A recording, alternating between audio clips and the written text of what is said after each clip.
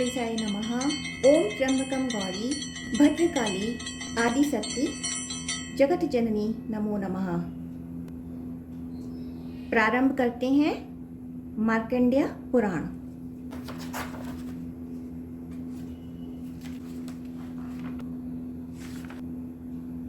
ओम नमो भगवते वासुदेवाय। जैमिनी मार्कंडेय संवाद वपु को दुर्वासा का शाप। यद्योगिभिर्भवभयार्तिविनाशयोग्यमासाद्य वन्दितमतीव विविक्तचित्तैः तद्वः पुनातु हरिपादसरोजयुग्ममाविर्भवत्क्रमविलङ्घितभूर्भुवः स्वः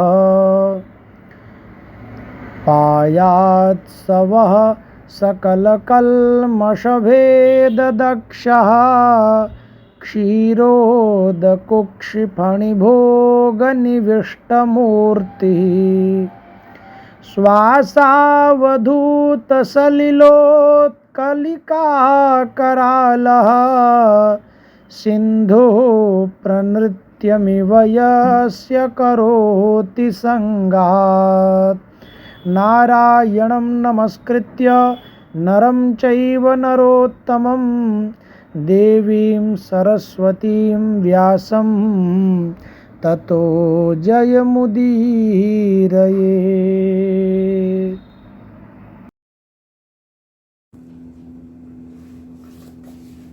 व्यास जी के शिष्य महातेजस्वी जैमिनी ने तपस्या और स्वाध्याय में लगे हुए महामुनि मार्कंडेय से पूछा, भगवान, महात्मा व्यास द्वारा प्रतिपादित महाभारत अनेक शास्त्रों के दोष रहित एवं उज्ज्वल सिद्धांतों से परिपूर्ण है। यह सहज शुद्ध अथवा छंद आदि की शुद्धि से युक्त और साधु शब्दावली से सुशोभित है। इसमें पहले पूर्व पक्ष का प्रतिपादन करके फिर सिद्धांत पक्ष की स्थापना की गई है। जैसे देवताओं में विष्णु, मनुष्यों में ब्राह्मण तथा संपूर्ण आभूषणों में चूड़ामणि श्रेष्ठ हैं, जिस प्रकार आयुधों में वज्र और इंद्रियों में मन प्रधान माना गया है, उसी प्रकार समस्त शास्त्रों में महाभारत उत्तम बताया गया है। इसमें धर्म, अर्थ, काम और मोक्ष इन चारों पुरुषार्थों का वर्णन है।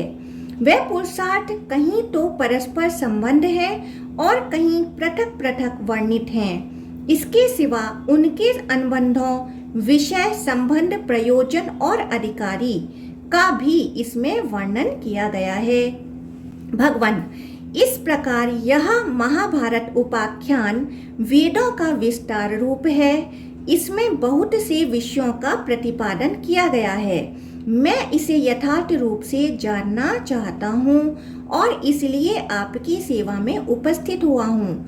जगत की सृष्टि, पालन और संहार के एकमात्र कारण सर्वव्यापी भगवान जनार्दन निर्गुण होकर भी मनुष्य रूप में कैसे प्रकट हुए तथा ध्रुव कुमारी कृष्णा अकेले ही 5 पांडवों की महारानी क्यों हुई, इस विषय में मुझे महान संदेह है। द्रौपदी के 5 महारथी पुत्र जिनका अभी विवाह भी नहीं हुआ था और पांडव जैसे वीर जिनके रक्षक थे, अनाथों की भांति कैसे मारे गए, ये सारी बातें आप मुझे विस्तार पूर्वक बताने की कृपा करें। मार्कंडेय जी बोले, मुनि श्रेष्ठ, यह मेरे लिए संध्या वंदन आदि कर्म करने का समय है। तुम्हारे प्रश्नों का उत्तर विस्तार पूर्वक देना है अतः उसके लिए यह समय उत्तम नहीं है। जैमिनी, मैं तुम्हें ऐसे पक्षियों का परिचय देता हूँ जो तुम्हारे प्रश्नों का उत्तर देंगे और तुम्हारे संदेह का निवारण करेंगे। ड्रोन नामक पक्षी के 4 पुत्र हैं, जो सब पक्षियों में श्रेष्ठ, तत्वज्ञ तथा शास्त्रों का चिंतन करने वाले हैं। उनके नाम हैं पिंगाक्ष, विभोद, सुपुत्र और सुमुख। वेदों और शास्त्रों के तात्पर्यों को समझने में उनकी बुद्धि कभी कुंठित नहीं होती। वे चारों पक्षी विंध्य पर्वत की कंदरा में निवास करते हैं। तुम उन्हीं के पास जाकर यह सभी बातें पूछो। जैमिनी ने कहा, ब्राह्मण, यह तो बड़ी अद्भुत बात है कि पक्षियों की बोली मनुष्यों के समान हो। पक्षी होकर भी उन्होंने अत्यंत दुर्लभ विज्ञान प्राप्त किया है। यदि तिर्यक योनि में उनका जन्म हुआ है तो उन्हें ज्ञान कैसे प्राप्त हुआ? वे चारों पक्षी द्रोण के पुत्र कैसे बतलाए जाते हैं? विख्यात पक्षी द्रोण कौन है जिसके 4 पुत्र ऐसे ज्ञानी हुए? उन गुणवान महात्मा पक्षियों को धर्म का ज्ञान किस प्रकार हुआ? मार्कंडेय जी बोले, मुने, ध्यान देकर सुनो। पूर्व काल में नंदन वन के भीतर जब देवर्षि नारद इंद्र और अप्सराओं का समागम हुआ था, उसी समय की घटना है। एक बार नारद जी ने नंदन वन में देवराज इंद्र से भेंट की। उनकी दृष्टि पड़ते ही इंद्र उठकर खड़े हो गए और बड़े आदर के साथ अपना सिंहासन उन्हें बैठने को दिया। वहां खड़ी हुई अप्सराओं ने भी देवर्षि नारद को विनीत भाव से मस्तक झुकाया। उनके द्वारा पूजित हो नारद जी ने इंद्र के बैठ जाने पर यथा योग्य कुशल प्रश्न के अनंतर बड़ी मनोहर कथाएं सुनाई। उस बातचीत के प्रसंग में ही इंद्र महामुनि नारद से कहा, देवर्षि, इन अप्सराओं में जो आपको प्रिय जान पड़े उसे आज्ञा दीजिए, यहाँ नृत्य करें। रंभा, मिश्रकेशी, उर्वशी, तिलोत्तमा, घृताची अथवा मेनका, जिसमें आपकी रुचि हो उसी का नृत्य देखिए। इंद्र की यह बात सुनकर द्विज श्रेष्ठ नारद जी ने विनय पूर्वक खड़ी हुई अप्सराओं से कुछ सोचकर कहा, तुम सब लोगों में से जो अपने को रूप और उदारता आदि गुणों में सबसे श्रेष्ठ मानते हो, वही मेरे सामने यहाँ नृत्य करें। मार्कंडेय जी कहते हैं, मुनि की यह बात सुनते ही वह विनीत अप्सराएं एक एक करके आपस में कहने लगी, अरे मैं ही गुणों में सबसे श्रेष्ठ हूँ, तू नहीं। इस पर दूसरी कहती, तू नहीं, मैं श्रेष्ठ हूँ। उनका वह अज्ञान पूर्ण विवाद देखकर इंद्र ने कहा, अरे मुनि से ही पूछो, वह ही बताएंगे कि तुम लोगों में सबसे अधिक गुणवती कौन है।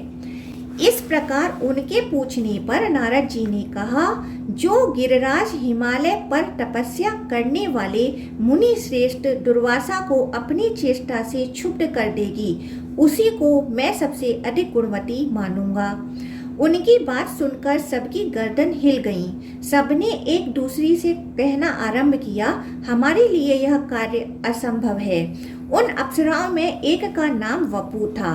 उसके मन में मुनियों को विचलित कर देने का गर्व था। उसने नारद जी को उत्तर दिया, जहाँ दुर्वासा मुनि रहते हैं वहाँ आज मैं जाऊंगी। दुर्वासा मुनि को जो शरीर रूपी रथ का संचालन करते हैं, जिन्होंने इंद्रिय रूपी घोड़ों को उस रथ में जोत रखा है, एक अयोग्य सारथी सिद्ध कर दिखलाऊंगी। अपने काम्बाड़ के प्रहार से उनके मन रूपी लगाम को गिरा दूंगी, उनके काबू के बाहर कर दूंगी। यूं कहकर वपु हिमालय पर्वत पर गईं। वहां महर्षि के आश्रम में उनकी तपस्या के प्रभाव से हिंसक जीव भी अपनी स्वाभाविक हिंसा वृत्ति छोड़कर परम शांत रहते थे। महामुनि दुर्वासा जहाँ निवास करते थे, उस स्थान से 1 कोस की दूरी पर वह सुंदरी अप्सरा ठहर गईं और गीत गाने लगीं। उसकी वाणी में कोकिल के कलरव का सा मिठास था। उसके संगीत की मधुर ध्वनि कान में पड़ते ही दुर्वासा मुनि के मन में बड़ा विस्मय हुआ। वह उसी स्थान की ओर गए जहां वह मृदु भाषणी वाला संगीत की तान छिड़े हुई थी। उसे देखकर महर्षि ने अपने मन को बलपूर्वक रोका और यह जानकर कि यह मुझे लुभाने के लिए आई है, उन्हें क्रोध और अमरस हो आया। फिर तो वह महातपस्वी महर्षि उस अप्सरा से इस प्रकार बोले, आकाश में विचरने वाली मत वाली अप्सरा, तू बड़े कष्ट से उपार्जित किए हुए मेरे तप में विघ्न डालने के लिए आई है, अतः मेरे क्रोध से कलंकित होकर तू पक्षी के कुल में जन्म लेगी। ओ खोटी बुद्धि वाली नीच अप्सरा, अपना यह मनोहर रूप छोड़कर तुझे 16 वर्षों तक पक्षिणी के रूप में रहना पड़ेगा। उस समय तेरे गर्भ से 4 पुत्र उत्पन्न होंगे, किंतु तू उनके प्रति होने वाले प्रेम जनित सुख से वंचित ही रहेगी और शस्त्र द्वारा वध को प्राप्त होकर शाप मुक्त हो पुनः स्वर्गलोक में अपना स्थान प्राप्त करेगी। बस अब इसके विपरीत तू कुछ भी किसी प्रकार की भी उत्तर न देना। क्रोध से लाल नेत्र किए महर्षि दुर्वासा ने मधुर खनखनाहट से युक्त चंचल कंकर धारण करने वाली उस माननीय अप्सरा को ये दुस्सह वचन सुनाकर इस पृथ्वी को छोड़ दिया और विश्व विश्रुत गुणों से गौरवान्वित एवं उत्ताल तरंगों वाली आकाश गंगा के तट पर चले गए। शुक्रस मुनि के पुत्रों के पक्षी की योनि में जन्म लेने का कारण। मार्कंडेय जी कहते हैं, जैमिनी अरिष्ट नेमि के पुत्र पक्षीराज गरुण हुए। गरुण के पुत्र संपाति के नाम से विख्यात हुए। संपाति का पुत्र सूरवीर सुपार्श्व था। सुपार्श्व का पुत्र कुंभी और कुंभी का पुत्र प्रलोलुप हुआ। उसके भी 2 पुत्र हुए, उनमें एक का नाम कंक और दूसरे का नाम कंधर था। कंधर के ताक्षी नाम की कन्या हुई, जो पूर्व जन्म में श्रेष्ठ अप्सरा वपु थी और दुर्वासा मुनि की शापाग्नि से दग्ध हो पक्षिणी के रूप में प्रकट हुई थी। मंदपाल पक्षी के पुत्र द्रोण ने कंधर की अनुमति से उस कन्या के साथ विवाह किया। कुछ काल के अनंतर ताक्षी गर्भवती हुई। उसका गर्भ अभी 3.5 महीने का ही था कि वह कुरुक्षेत्र में गई। वहां कौरव और पांडवों में बड़ा भयंकर युद्ध छिड़ा था। भवितव्यतावश वह पक्षिणी उस युद्ध क्षेत्र में प्रवेश कर गईं। वहां उसने देखा भगदत्त और अर्जुन में युद्ध हो रहा है। सारा आकाश टिड्डियों की भांति बाणों से खचाखच भरा गया है। इतने में ही अर्जुन के धनुष से छूटा हुआ एक बार बड़े वेग से उसके समीप आया और उसके पेट में घुस गया। पेट फट जाने से चंद्रमा के समान श्वेत रंग वाले 4 अंडे पृथ्वी पर गिरे, किंतु उनकी आयु शेष थी, अतः वह फूट ना सके, बल्कि पृथ्वी पर ऐसे गिरे मानो रुई के ढेर पर पड़े हों। उन अंडों के गिरते ही भगदत्त के सुप्रतीक नामक गजराज की पीठ से एक बहुत बड़ा घंटा भी टूटकर गिरा, जिसका बंधन बाणों के आघात से कट गया था। यद्यपि वह अंडों के साथ ही गिरा था, तथापि उन्हें चारों ओर से ढकता हुआ गिरा और धरती में थोड़ा थोड़ा धस भी गया। युद्ध समाप्त होने पर जहां घंटे के नीचे अंडे पड़े थे, उस स्थान पर समी नामक एक संयमी महात्मा गए। उन्होंने वहां चिड़ियों के बच्चों की आवाज सुनी। यद्यपि उन सबको परम विज्ञान प्राप्त था, तथापि निरे बच्चे होने के कारण अभी वे स्पष्ट वाक्य नहीं बोल सकते थे। उन बच्चों की आवाज से शिष्यों सहित महर्षि समी को बड़ा विस्मय हुआ और उन्होंने घंटे को उखाड़कर उसके भीतर पड़े हुए उन माता पिता और पंख से रहित पक्षी शावकों को देखा। उन्हें उस प्रकार भूमि पर पड़ा देख महामुनि समीक आश्चर्य में डूब गए और अपने साथ आए हुए द्विजों से बोले, देवासुर संग्राम में जब दैत्यों की सेना देवताओं से पीड़ित होकर भागने लगी, तब उसकी ओर देखकर स्वयं विप्रवर शुक्राचार्य ने यह ठीक ही कहा था। ओ कायरों, क्यों पीठ दिखाकर जा रहे हो? न जाओ, लौट आओ। अरे शौर्य और सुयश का परित्याग करके ऐसे किस स्थान में जाओगे जहाँ तुम्हारी मृत्यु न होगी? कोई भागे या युद्ध करे, वह तभी तक जीवित रह सकता है जब तक के लिए पहले विधाता ने उसकी आयु निश्चित कर दी है। विधाता के इच्छा अनुसार जब तक जीव की आयु पूर्ण नहीं हो जाती, तब तक उसे कोई मार नहीं सकता। कोई अपने घर में मरते हैं, कोई भागते हुए प्राण त्याग करते हैं। कुछ लोग अन्न खाते और पानी पीते हुए ही काल के गाल में चले जाते हैं। इसी प्रकार कुछ लोग ऐसे हैं जो भोग विलास का आनंद ले रहे हैं, इच्छा अनुसार वाहनों पर विचरते हैं, शरीर से निरोग हैं तथा अस्त्र शस्त्रों से जिनका शरीर कभी घायल नहीं हुआ है, वे भी यमराज के वश में हो जाते हैं। कुछ लोग निरंतर तपस्या में ही लगे रहते हैं, किंतु उन्हें भी यमराज के दूत उठा ले गए। निरंतर योग अभ्यास में प्रवृत्त रहने वाले लोग भी शरीर से अमर ना हो सके। पहले की बात है, वज्रप्राणी इंद्र ने एक बार सम्रासुर के ऊपर अपने वज्र का प्रहार किया था। उस वज्र ने उसकी छाती में चोट पहुंचाई, तथापि वह असुर मर ना सका। परंतु काल आने पर उन्हीं इंद्र ने उसी वज्र से जब जब दानवों को मारा, वे तत्काल मृत्यु को प्राप्त हो गए। यह समझकर तुम्हें भय नहीं करना चाहिए, तुम सब लोग लौट आओ। उनके इस प्रकार समझाने पर वे दैत्य मृत्यु का भय त्याग कर रणभूमि में लौट आए। शुक्राचार्य की कही हुई उपयुक्त बातों का इन श्रेष्ठ पक्षियों ने सत्य कर दिखाया, क्योंकि उस अलौकिक युद्ध में पड़कर भी इनकी मृत्यु नहीं हुई। ब्राह्मणों, भला सोचो तो सही, कहाँ अंडों का गिरना, कहाँ उसके साथ ही घंटे का भी टूट पड़ना, और कहाँ मांस, मज्जा तथा रक्त से भरी हुई भूमि का बिछौना बन जाना। ये सभी बातें अद्भुत हैं। विप्रगण, ये कोई सामान्य पक्षी नहीं है। संसार में देव का अनुकूल होना महान सौभाग्य का सूचक होता है। यूं कहकर समीक मुनि ने उन बच्चों को भली भांति देखा और फिर अपने शिष्यों से इस प्रकार कहा, अब तुम लोग इन पक्षी शावकों को लेकर आश्रम को लौट चलो और ऐसे स्थान पर रखो जहां इन्हें बिल्ली, चूहे, बाज अथवा नेवले आदि से कोई भय न हो। ब्राह्मणों, यद्यपि यह ठीक है कि किसी की रक्षा के लिए अधिक प्रयत्न करने की आवश्यकता नहीं है, क्योंकि संपूर्ण जीव अपने कर्मों से ही मारे जाते हैं और कर्मों से ही उनकी रक्षा होती है। ठीक उसी प्रकार जैसे इस समय ये पक्षी शावक इस युद्ध भूमि में बच गए हैं, तथापि सब मनुष्यों को सभी कार्यों के लिए यत्न अवश्य करना चाहिए, क्योंकि जो पुरुषार्थ करता है वह असफल होने पर भी सत्पुरुषों की निंदा का पात्र नहीं होता। मुनिवर समीक के इस प्रकार कहने पर वे मुनि कुमार उन पक्षियों को लेकर अपने आश्रम को चले गए, जहां भांति भांति के वृक्षों की शाखाओं पर बैठे हुए भौरे फलों का रस ले रहे थे और अनेक तपस्वियों के रहने से जहां की रमणीयता बहुत बढ़ गई थी। विप्रवर जैमिनी ने मुनि श्रेष्ठ समीक प्रतिदिन अन्न और जल देकर तथा सब प्रकार से रक्षा की व्यवस्था करके उन बच्चों का पालन पोषण करने लगे। एक ही महीना बीतने पर वे पक्षियों के बच्चे आकाश में इतने ऊंचे उड़ गए जितने पर सूर्य के रथ के आने जाने का मार्ग है। उस समय आश्रमवासी मुनि कुमार कौतूहल भरे चंचल नेत्रों से उन्हें देख रहे थे। उन पक्षी शावकों ने नगर, समुद्र और बड़ी बड़ी नदियों सहित पृथ्वी को वहां से रथ के पहिए के बराबर देखा और फिर आश्रम पर लौट आए।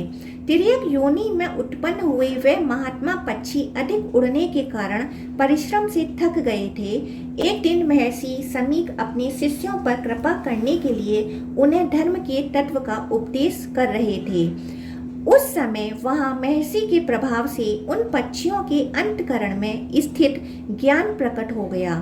फिर तो उन सब ने महर्षि की परिक्रमा की और उनके चरणों में मस्तक झुकाया। तत्पश्चात वे बोले, मुने, आपने भयानक मृत्यु से हमारा उद्धार किया है। आपने हमें रहने के लिए स्थान, भोजन और जल प्रदान किया है। आप ही हमारे पिता और गुरु हैं। हम लोग जब गर्भ में थे तभी माता की मृत्यु हो गई। पिता ने भी हमारी रक्षा नहीं की। आपने ही पधार कर हमें जीवन दान दिया और शैशव अवस्था में हम लोगों की रक्षा की। हम कीड़ों की तरह सूख रहे थे। आपने हाथी के घंटे को उठाकर हमारे संकट का निवारण किया। अब हम बड़े हो गए, हमें ज्ञान भी हो गया, अतः आज्ञा दीजिए हम आपकी क्या सेवा करें। महर्षि समीक अपने पुत्र श्रृंगी ऋषि तथा समस्त शिष्यों से घिरे हुए बैठे थे। उन्होंने जब उन पक्षी शावकों की यह शुद्ध संस्कृतमयी स्पष्ट वाणी सुनी तब उन्हें बड़ा कौतूहल हुआ। उनके शरीर में रोमांच हो आया। उन्होंने पूछा, बच्चों, तुम लोग ठीक ठीक बताओ, तुम्हें किस कारण से ऐसी वाणी प्राप्त हुई है? पक्षियों का रूप और मनुष्य की सी वाणी प्राप्त होने का क्या रहस्य है? पक्षी बोले, मुनिवर, प्राचीन काल में विपुल स्वान नामक एक श्रेष्ठ मुनि रहते थे, जिनके 2 पुत्र हुए, सुक्रस और टुम्बरु। सुक्रस अपने चित्त को वश में रखने वाले महात्मा थे। उन्हीं से हम 4 पुत्रों का जन्म हुआ। हम सब लोग विनय, सदाचार एवं भक्तिवश सदा विनीत भाव से रहते थे।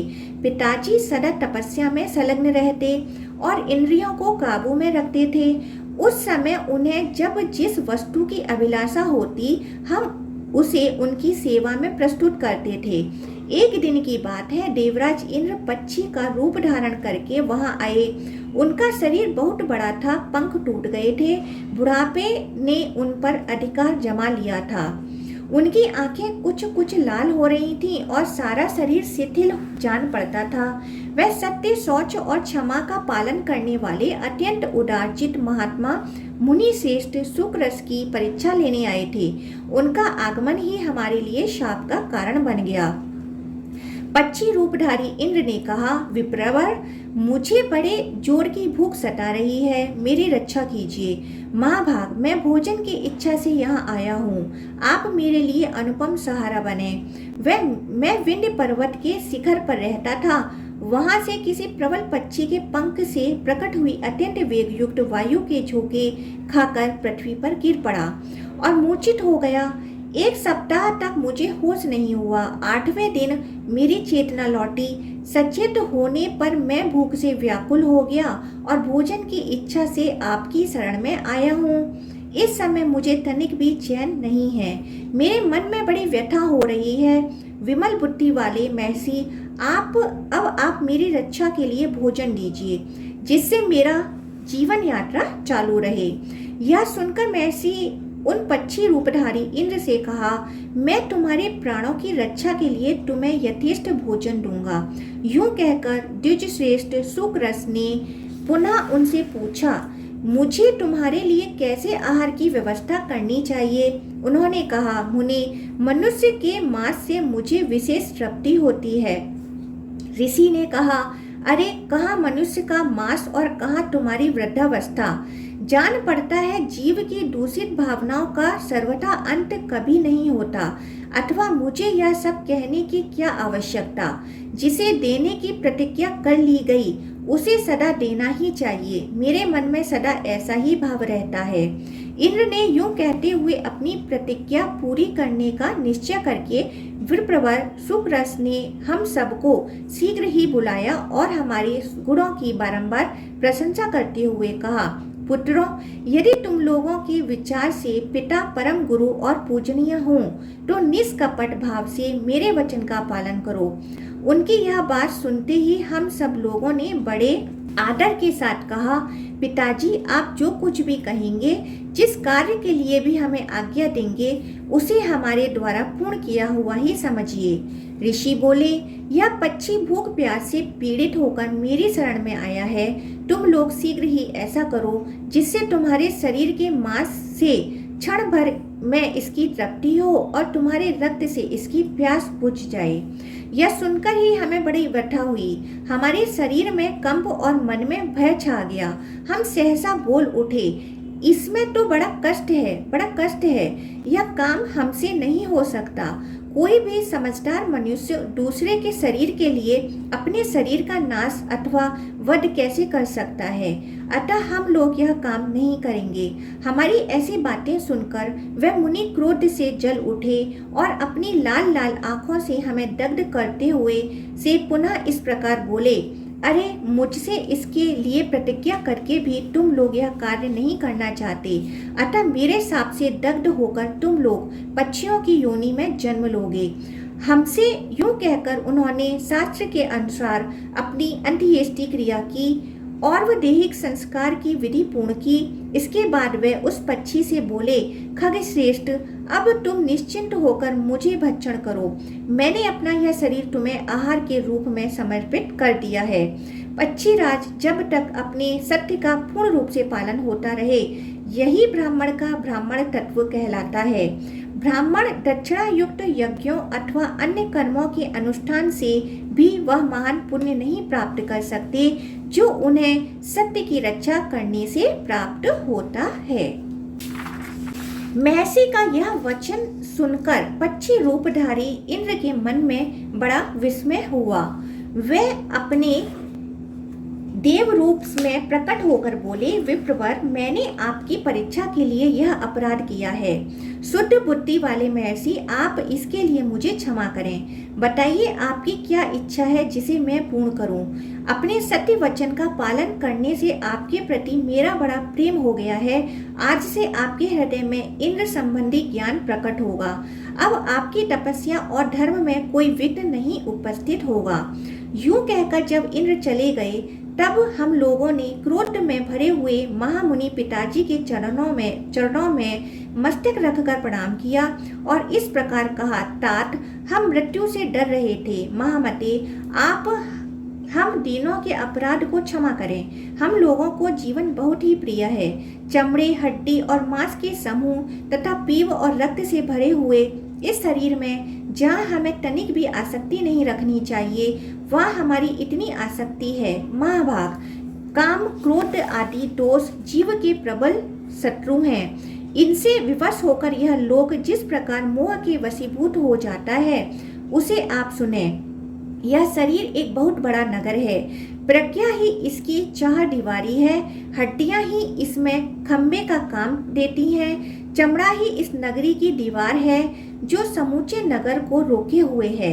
मांस और रक्त के पंख का इस पर लेप चढ़ा हुआ है। इस नगर में 9 दरवाजे हैं। इसकी रक्षा में बहुत बड़ा प्रयास करना होता है। नस नाड़ियां इसे सब ओर से घेरे हुए हैं। चेतन पुरुष ही इस नगर के भीतर राजा के रूप में विराजमान है। इसके 2 मंत्री हैं, बुद्धि और मन। वे दोनों परस्पर विरोधी हैं और आपस में वैर निकालने के लिए दोनों ही यत्न करते रहते हैं। 4 ऐसे शत्रु हैं जो उस राजा का नाश चाहते हैं। उनके नाम है काम, क्रोध, लोभ तथा मोह। जब राजा उन 9 दरवाजों को बंद किए रहता है तब उसकी शक्ति सुरक्षित रहती है और वह सदा निर्भय बना रहता है। वह सबके प्रति अनुराग रखता है अतः शत्रु उसका पराभव नहीं कर पाते। परंतु जब वह नगर के सब दरवाजों को खुला छोड़ देता है, उस समय राग नामक शत्रु नेत्र आदि द्वारों पर आक्रमण करता है। वह सर्वत्र व्याप्त रहने वाला, बहुत विशाल और 5 दरवाजों से नगर में प्रवेश करने वाला है। उसके पीछे पीछे 3 और भयंकर शत्रु इस नगर में घुस जाते हैं। 5 इंद्रिय नामक द्वारों से शरीर के भीतर प्रवेश करके राग, मन तथा अन्य इंद्रियों के साथ संबंध जोड़ लेता है। इस प्रकार इंद्रिय और मन को वश में करके वह दुर्धर्ष हो जाता है और समस्त दरवाजों को काबू में करके 4 दीवारी को नष्ट कर देता है। मन को राग के अधीन हुआ देख बुद्धि तत्काल नष्ट हो जाती, पलायन कर जाती है। जब मंत्री साथ नहीं रहते तब अन्य पुरवासी भी उसे छोड़ देते हैं। फिर शत्रुओं को उसके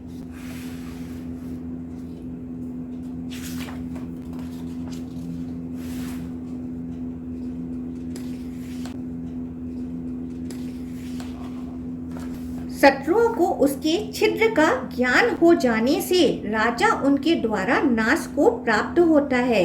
इस प्रकार राग, मोह, लोभ तथा क्रोध ये दुरात्मा शत्रु मनुष्य की स्मरण शक्ति का नाश करने वाले हैं। राग से काम होता है, काम से लोभ का जन्म होता है, लोभ से सम्मोह अविवेक होता है और सम्मोह से स्मरण शक्ति भ्रांत हो जाती है। स्मृति की भ्रांति से बुद्धि का नाश होता है और बुद्धि का नाश होने से मनुष्य स्वयं भी नष्ट, कर्तव्य भ्रष्ट हो जाता है। इस प्रकार जिनकी बुद्धि नष्ट हो चुकी है, जो राग और लोभ के पीछे चलने वाले हैं तथा जिन्हें जीवन का बहुत लोभ है, ऐसे हम लोगों पर आप प्रसन्न होइए। मुनिश्रेष्ठ, यह जो शाप आपने दिया है वह हमें लागू ना हो। तामसी योनि बड़ी कष्टदायिनी होती है, हम उसे कभी प्राप्त ना हो। ऋषि ने कहा, पुत्रों, आज तक मेरे मुख से कभी झूठ बात नहीं निकली, अतः मैंने जो कुछ कहा है वह कभी मिथ्या नहीं होगा। मैं यहाँ देव को ही प्रधान मानता हूँ। उसके सामने पौरुष व्यर्थ है। आज देव ने मुझसे बलपूर्वक यह अयोग्य कर्म करा डाला, जिसकी मैंने कभी मन में कल्पना भी नहीं की थी। पुत्रों, तुम लोगों ने प्रणाम करके मुझे प्रसन्न किया है, इसलिए तिर्यक योनि में जन्म लेने पर भी तुम्हें परम ज्ञान प्राप्त होगा। ज्ञान से ही तुम्हें सन्मार्ग का दर्शन होगा। तुम्हारे क्लेश और पाप धुल जाएंगे तथा तुम्हारे मन में किसी प्रकार का संशय नहीं रहेगा। इस प्रकार मेरे प्रसाद से ज्ञान पाकर तुम परम सिद्धि को प्राप्त कर लोगे।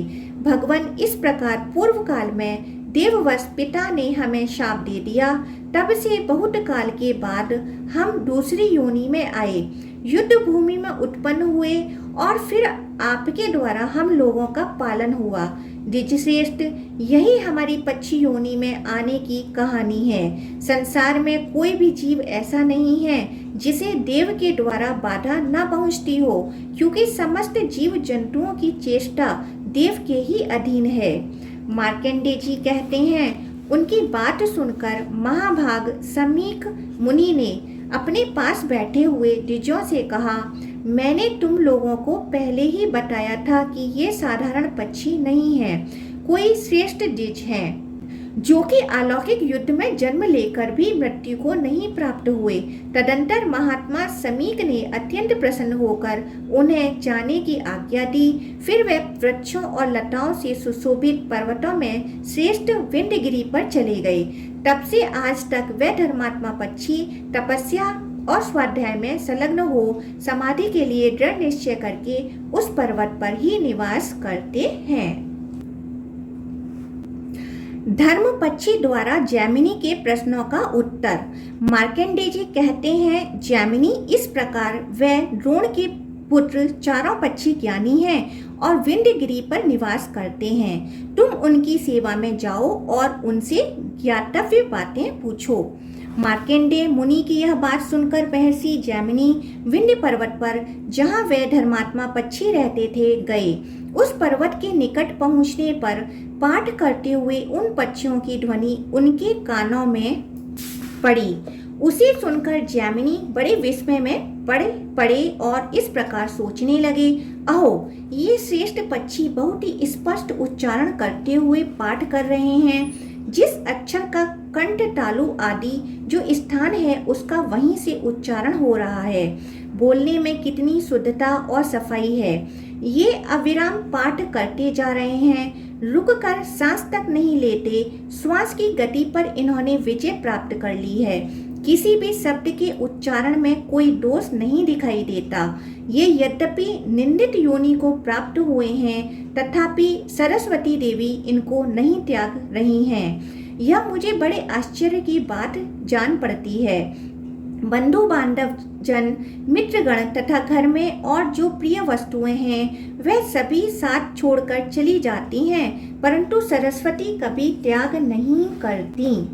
इस प्रकार सोचते विचारते हुए महर्षि जैमिनी ने विंध्य पर्वत की कंदरा में प्रवेश किया।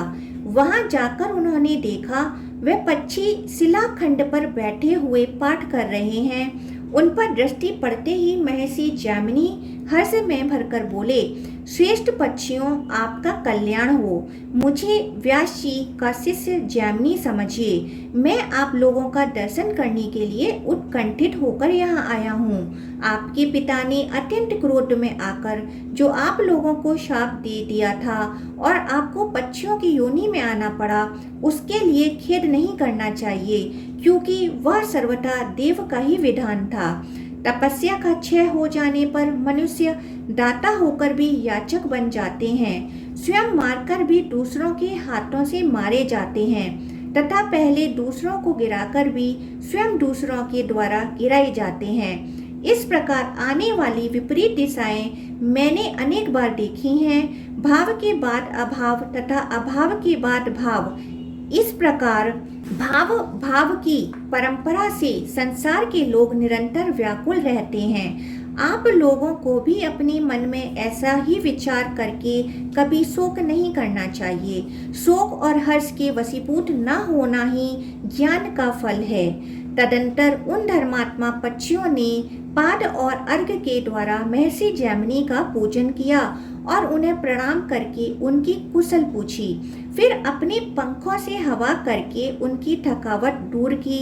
जब वे सुखपूर्वक बैठकर विश्राम ले चुके तब पक्षियों ने कहा, ब्राह्मण, आज हमारा जन्म सफल हो गया। यह जीवन भी उत्तम जीवन बन गया, क्योंकि आज हमें आपके दोनों चरण कमलों का दर्शन मिला, जो देवताओं के लिए भी वंदनीय हैं। हमारे शरीर में पिताजी के क्रोध से प्रकट हुई जो अग्नि जल रही है, वह आज आपके दर्शन रूपी जल से सींचकर शांत हो गई। ब्राह्मण, आप कुशल से तो है ना? आपके आश्रम में रहने वाले मृग, पक्षी, वृक्ष, लता, गुल्म, बांस और भांति भांति के तृण, इन सब की कुशल है ना? इन पर कोई संकट तो नहीं है? अब हम पर कृपा कीजिए और यह अपने आगमन का कारण बतलाइए। हमारा कोई बहुत बड़ा भाग्य था जो आप इन नेत्रों के अतिथि हुए। जैमिनी बोले, श्रेष्ठ पक्षीगण, मुझे महाभारत शास्त्र में कोई संदेह है। उन सबको पूछने के लिए पहले मैं भृगुकुल श्रेष्ठ महात्मा मार्कंडेय मुनि के पास गया था। मेरे पूछने पर उन्होंने कहा, विंध्य पर्वत पर द्रोण के पुत्र महात्मा पक्षी रहते हैं। वे तुम्हारे प्रश्नों का विस्तार पूर्वक उत्तर देंगे। उनकी आज्ञा से ही मैं इस महान पर्वत पर आया हूँ। आप लोग हमारे प्रश्नों को पूर्ण रूप से सुनकर उनका विवेचन करें। पक्षियों ने कहा, ब्राह्मण, आपका प्रश्न यदि हमारी बुद्धि के बाहर न होगा तो हम अवश्य उसका समाधान करेंगे। आप निशंक होकर सुने। विप्रवर, चारों वेद, धर्मशास्त्र, संपूर्ण वेदांग तथा और भी जो वेदों के समान माननीय इतिहास, पुराण आदि हैं, उन सब में हमारी बुद्धि का प्रवेश है। तथापि हम कोई प्रतिज्ञा नहीं कर सकते। आपको महाभारत में जो जो संदिग्ध बातें जान पड़े उसे निर्भीक होकर पूछिए। जैमिनी बोले, पक्षियों, आप लोगों का अंतकरण निर्मल है। महाभारत में मेरे लिए जो संदिग्ध बातें हैं उन्हें बताता हूँ, सुनिए और सुनकर उनकी व्याख्या कीजिए। सर्वव्यापी भगवान जनार्दन संपूर्ण जगत के आधार, समस्त कारणों के भी कारण और निर्गुण होते हुए भी मनुष्य शरीर को कैसे प्राप्त हुए? द्रुपद कुमारी कृष्णा अकेले ही 5 पांडवों की महारानी क्यों कर हुई? इस विषय में मुझे महान संदेह है। इसके सिवा द्रौपदी के 5 महारथी पुत्र, जिनका अभी विवाह तक नहीं हुआ था, समस्त पांडव जिनके रक्षक थे तथा जो स्वयं भी बड़े बलवान थे, अनाथ की भांति कैसे मारे गए? महाभारत के विषय में यह मेरा संदेह है। आप लोग इसका निवारण करें। पक्षियों ने कहा, जो संपूर्ण देवताओं के स्वामी, सर्वव्यापक, सबकी उत्पत्ति के कारण, अंतर्यामी, प्रमाणों के अविषय, सनातन, अविनाशी, चतुर्व्यूह स्वरूप, त्रिगुणमय, निर्गुण, सबसे बड़े, अत्यंत गौरवशाली, सर्वश्रेष्ठ तथा अमृत स्वरूप हैं, उन भगवान विष्णु को हम सबसे पहले नमस्कार करते हैं, जिनसे बढ़कर सूक्ष्म तथा जिनसे अधिक बड़ा भी कोई नहीं है, जिनके द्वारा यह संपूर्ण विश्व व्याप्त है, जो इस जगत के आदि कारण और अजन्मा है, जो उत्पत्ति, लय, प्रत्यक्ष और परोक्ष सबसे विलक्षण है। इस संपूर्ण जगत को जिनकी रचना बतलाते हैं तथा अंत में जिनके भीतर इसका संहार होता है, उन परमेश्वर को हमारा नमस्कार है। तत्पश्चात जो अपने चारों मुखों से रक, साम आदि वेदों का उच्चारण करते हुए तीनों लोकों को पवित्र करते हैं, उन आदि देव ब्रह्मा जी को भी हम एकाग्र चित्त से नमस्कार करते हैं। इसी प्रकार जिनके एक ही बाण से पराजित होकर असुर गण कभी याज्ञिकों के यज्ञों का विनाश नहीं करते, उन भगवान शंकर को भी मस्तक झुकाते हैं। इसके बाद हम अद्भुत कर्म करने वाले व्यास जी के संपूर्ण मतों की व्याख्या करेंगे, जिन्होंने महाभारत के उद्देश्य से धर्म आदि का रहस्य प्रकट किया है। तत्वदर्शी मुनियों ने जल को नार कहा है। वह नार ही पूर्व काल में भगवान का निवास स्थान रहा, इसलिए वह नारायण कहे गए हैं। ब्राह्मण, वह सर्वव्यापी भगवान नारायण देव सबको व्याप्त करके स्थित हैं। वे सगुण भी हैं और निर्गुण भी। उनका प्रथम स्वरूप ऐसा है कि जिसका शब्दों द्वारा प्रतिपादन नहीं किया जा सकता। विद्वान पुरुष उसे शुक्ल शुद्ध स्वरूप देखते हैं। भगवान का वह दिव्य विग्रह ज्योति पुंज से परिपूर्ण है। वही योगी पुरुषों की परानिष्ठा अंतिम लक्ष्य है। वह दिव्य स्वरूप दूर भी है और समीप भी। उसे सब गुणों से अतीत जानना चाहिए। उस दिव्य स्वरूप का ही नाम वासुदेव है। अहंता और ममता का त्याग करने से ही उसका साक्षात्कार होता है। रूप और वर्ण आदि काल्पनिक भाव उसमें नहीं है। वह सदा परम शुद्ध एवं उत्तम अधिष्ठाना स्वरूप है। भगवान का दूसरा स्वरूप शेष के नाम से प्रसिद्ध है, जो पाताल लोक में रहकर पृथ्वी को अपने मस्तक पर धारण करता है। इसे तिर्यक स्वरूप को प्राप्त हुई तामसी मूर्ति कहते हैं। श्री हरि की तीसरी मूर्ति समस्त प्रजा के पालन पोषण में तत्पर रहती है। वही इस पृथ्वी पर धर्म की निश्चित व्यवस्था करती है। धर्म का नाश करने वाले उद्वंद असुरों को मारती तथा धर्म की रक्षा में संलग्न रहने वाले देवताओं और साधु संतों की रक्षा करती है। जैमिनी जी, संसार में जब जब धर्म का ह्रास और अधर्म का उत्थान होता है, तब तब वह अपने को यहाँ प्रकट करती है। पूर्व काल में वही वाराह रूप धारण करके अपने ठूठन से जल को हटाकर इस पृथ्वी को एक ही दांत से जल के ऊपर ऐसे उठा लाई मानो वह कोई कमल का फूल हो। उन्हीं भगवान ने नरसिंह धारण करके हिरण्यकशिपु का वध किया और विप्रचित आदि अन्य दानवों को मार गिराया। इसी प्रकार भगवान के वामन आदि और भी बहुत से अवतार हैं, जिनकी गणना करने पर हम असमर्थ हैं। इस समय भगवान ने मथुरा में श्री कृष्ण रूप में अवतार लिया है। इस तरह भगवान की वह सात्विकी मूर्ति ही भिन्न भिन्न अवतार धारण करती है। यह आपके पहले प्रश्न का उत्तर बतलाया गया कि भगवान पूर्ण काम होते हुए भी धर्म आदि की रक्षा के लिए सदा स्वेच्छा से ही अवतीर्ण होते हैं। ब्राह्मण पूर्व काल में त्वष्टा प्रजापति के पुत्र विश्वरूप इंद्र के हाथ से मारे गए थे। इसलिए ब्रह्मा हत्या ने इंद्र को धर दबाया। इससे उनके तेज की बड़ी क्षति हुई।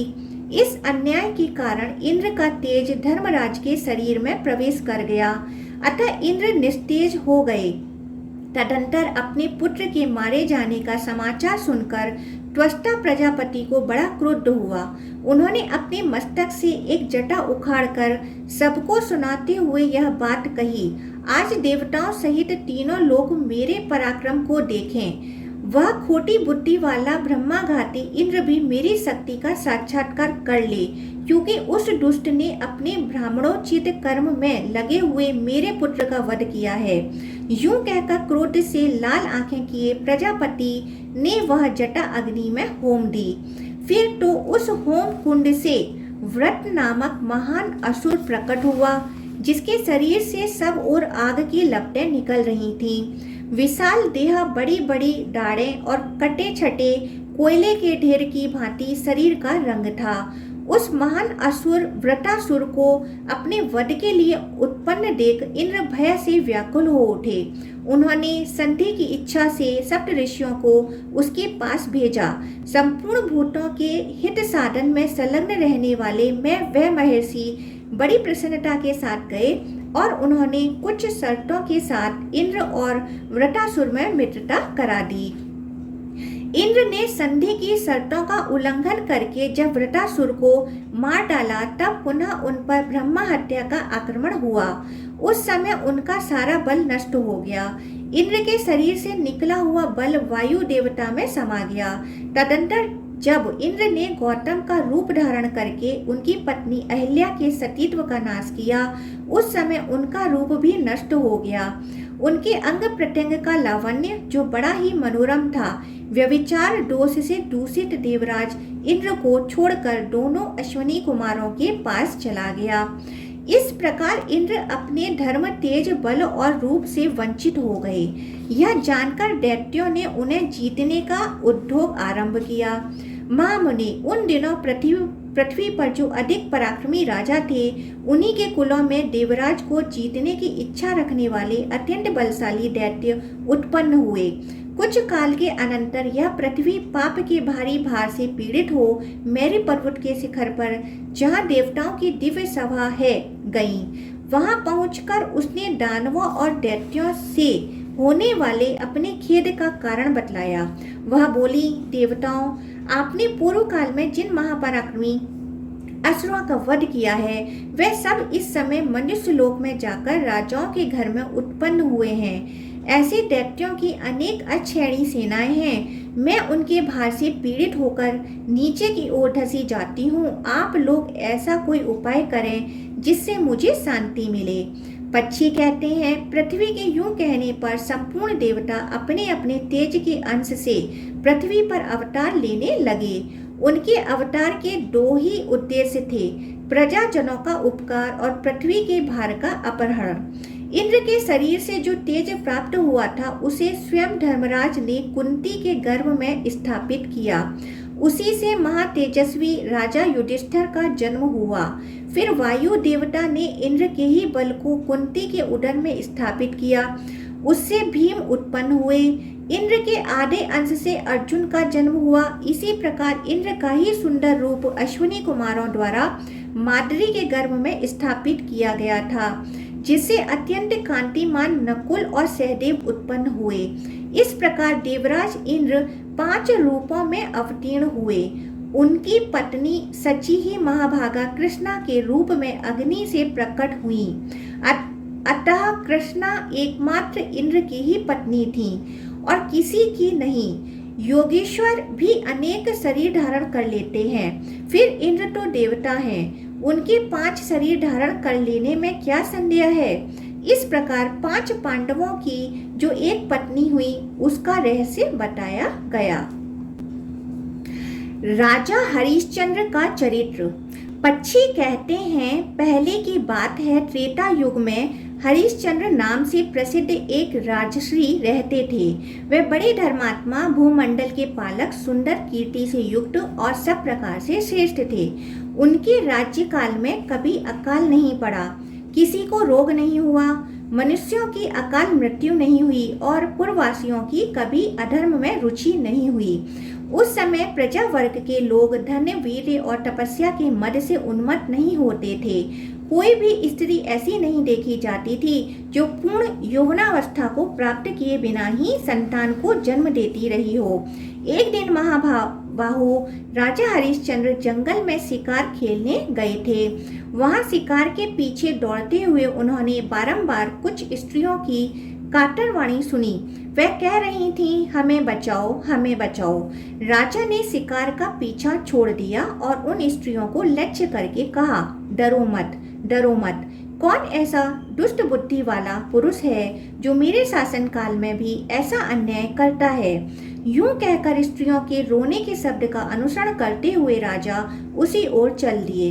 इसी बीच में प्रत्येक कार्य के आरंभ में बाधा उपस्थित करने वाला रुद्र कुमार विघ्नराज इस प्रकार सोचने लगा, ये महर्षि विश्वामित्र बड़े पराक्रमी हैं और अनुपम तपस्या का आश्रय लेकर उत्तम व्रत का पालन करते हुए उन भावादी विद्याओं का साधन करते हैं जो पहले इन्हें सिद्ध नहीं हो सकी हैं। ये महर्षि क्षमा, मौन तथा आत्म संयम पूर्वक जिन विद्याओं का साधन करते हैं, वे उनके भय से पीड़ित होकर यहाँ विलाप कर रही हैं। इनके उद्धार का कार्य मुझे किस प्रकार करना चाहिए। इस प्रकार विचार करते हुए रुद्र कुमार विघ्नराज ने राजा के शरीर में प्रवेश किया। उनके आवेश से युक्त होने पर राजा ने क्रोधपूर्वक ये बात कही, यह कौन पापाचारी मनुष्य है जो कपड़े की गठरी में अग्नि को बांध रहा है। बल और प्रचंड तेज से उद्दीप्त मुझ राजा के उपस्थित रहते हुए आज कौन ऐसा पापी है जो मेरे धनुष से छूटकर संपूर्ण दिशाओं को दैदीप्यमान करने वाले बाणों से सर्वांग में छिन्न भिन्न होकर कभी न टूटने वाली निद्रा में प्रवेश करना चाहता है। राजा की यह बात सुनकर तपस्वी विश्वामित्र कुपित हो उठे। उनके मन में क्रोध का उदय होते ही वह संपूर्ण विद्याएं जो स्त्रियों के रूप में रो रही थीं, क्षण भर में अंतर्धान हो गईं। तदंतर राजा ने उन तपस्या के भंडार महर्षि विश्वामित्र की ओर दृष्टिपात किया तो वे बड़े भयभीत हुए और सहसा पीपल के पत्ते की भांति थर-थर कांपने लगे। इतने में विश्वामित्र बोल उठे, ओ दुरात्मा, खड़ा तो रह। तब राजा ने विनय पूर्वक मुनि के चरणों में प्रणाम किया और कहा, भगवान, यह मेरा धर्म था। प्रभु, इसे आप मेरा अपराध न माने। मुने अपने धर्म की रक्षा में लगे हुए मुझ राजा पर आपको क्रोध नहीं करना चाहिए। धर्म के राजा को तो यह उचित ही है कि वह धर्म शास्त्र के अनुसार दान दे, रक्षा करे और धनुष उठाकर युद्ध करे। विश्वामित्र बोले, राजन, यदि तुम्हें अधर्म का डर है तो शीघ्र बताओ, किसको दान देना चाहिए, किनकी रक्षा करनी चाहिए और किनके साथ युद्ध करना चाहिए। हरिश्चंद्र ने कहा, श्रेष्ठ ब्राह्मणों को तथा जिनकी जीविका नष्ट हो गई हो ऐसा अन्य मनुष्यों को भी दान देना चाहिए।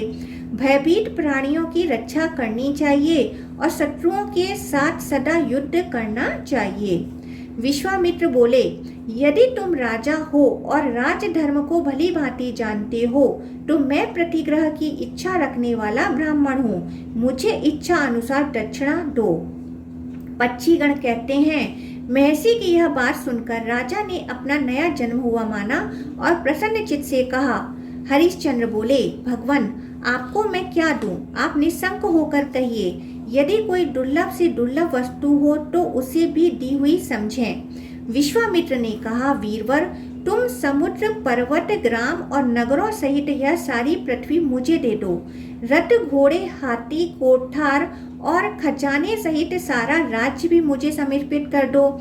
इसके अतिरिक्त भी जो कुछ तुम्हारे पास है वह मुझे दे दो। केवल अपनी स्त्री, पुत्र और शरीर को अपने पास रख लो। साथ ही अपने धर्म को भी तुम ही रखो, क्योंकि वह सदा कर्ता के ही साथ रहता है, पर लोक में जाने पर भी वह साथ जाता है। मुनि का यह वचन सुनकर राजा ने प्रसन्न चित्त तथास्तु कहा, हाथ जोड़कर उनकी आज्ञा स्वीकार की। उस समय उनके मुख पर शोक या चिंता का कोई चिन्ह नहीं था। विश्वामित्र बोले, राजश्री, यदि तुमने अपना राज्य, पृथ्वी, सेना और धन आदि सर्वस्व मुझे समर्पित कर दिया तो मुझ तपस्वी के इस राज्य में रहते किसका प्रभुत्व रहा? हरिश्चंद्र ने कहा, ब्राह्मण, मैंने जिस समय यह पृथ्वी दी है उसी समय आप मेरे भी स्वामी हो गए। फिर आपके इस पृथ्वी के राजा होने की तो बात ही क्या है। विश्वामित्र बोले, राजन, यदि तुमने यह सारी पृथ्वी मुझे दान कर दी तो जहाँ जहाँ मेरा प्रभुत्व हो वहाँ से तुम्हें निकल जाना चाहिए। करधनी आदि समस्त आभूषणों का संग्रह यहाँ छोड़कर तुम वल्कल का वस्त्र लपेट लो और अपनी पत्नी तथा पुत्र के साथ चले जाओ। बहुत अच्छा कहकर राजा हरिश्चंद्र अपनी पत्नी सव्या तथा पुत्र रोहिताश्व को साथ ले वहां से जाने लगे। उस समय विश्वामित्र ने उनका मार्ग रोककर कहा, मुझे राजसूय यज्ञ की दक्षिणा दिए बिना ही तुम कहाँ जा रहे हो? हरिश्चंद्र बोले, भगवान, यह अकंटक राज्य तो मैंने आपको दे ही दिया। अब तो मेरे पास ये 3 शरीर ही शेष बचे हैं। विश्वामित्र ने कहा, तो भी तुम्हें मुझे यज्ञ की दक्षिणा तो देनी ही चाहिए। विशेषतः ब्राह्मणों को कुछ देने की प्रतिज्ञा करके यदि न दिया जाए तो वह प्रतिज्ञा भंग का दोष उस व्यक्ति का नाश कर डालता है। राजन, राष्ट्रीय यज्ञ में ब्राह्मणों को जितने से संतोष हो उस यज्ञ की उतनी ही दक्षिणा देनी चाहिए। तुमने ही पहले प्रतिज्ञा की है कि देने की घोषणा कर देने पर अवश्य देना चाहिए। आतताइयों से युद्ध करना चाहिए तथा 8 जनों की रक्षा करनी चाहिए। हरिश्चंद्र बोले, भगवान, इस समय मेरे पास कुछ भी नहीं है। समय अनुसार अवश्य आपको दूंगा। विश्वामित्र ने कहा, राजन, इसके लिए मुझे कितने समय तक प्रतीक्षा करनी होगी, शीघ्र बताओ। हरिश्चंद्र बोले, ब्रह्म से मैं 1 महीने में आपको दक्षिणा के लिए धन दूंगा।